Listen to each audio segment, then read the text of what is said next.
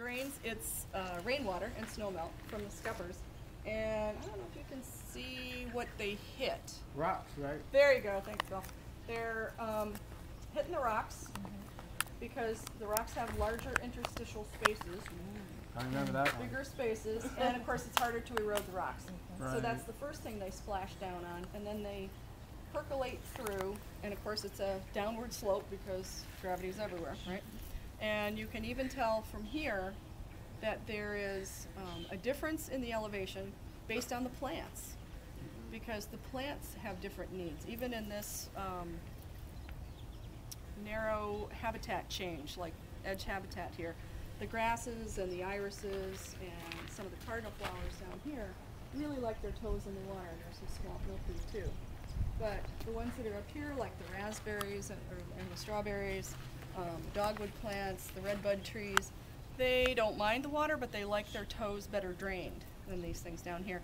And what we've also tried to do is imitate the meandering path that water will take naturally. You could have just a little swale, just if you have a spot in your yard that comes together and collects water on a regular basis when it rains.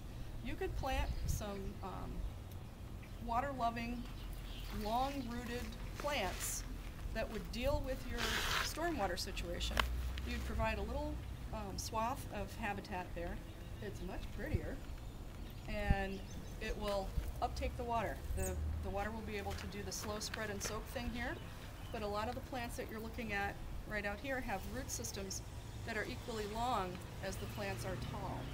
So they're not only, the water is not only percolating into the soil, but it's being taken up by the roots of these very thirsty plants. And a lot of these are prairie plants, and all of these are native not only to Michigan, but to southeast Michigan.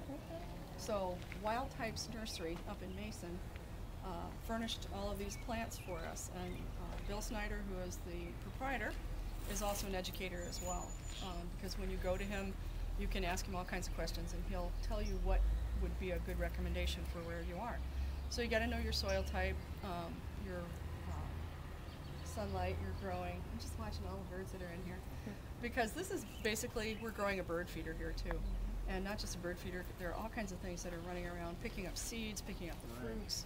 It's so much more interesting to look out the office window and see all of this going on than it would have been to watch a dandelion field. Yes. In a storm event that we had a few years ago, that was nearly 5 inches of rain over 5 days, that was 3 gasoline tanker trucks full of water that never made it to the Rouge River because it was all taken care of right here. And that was just this portion.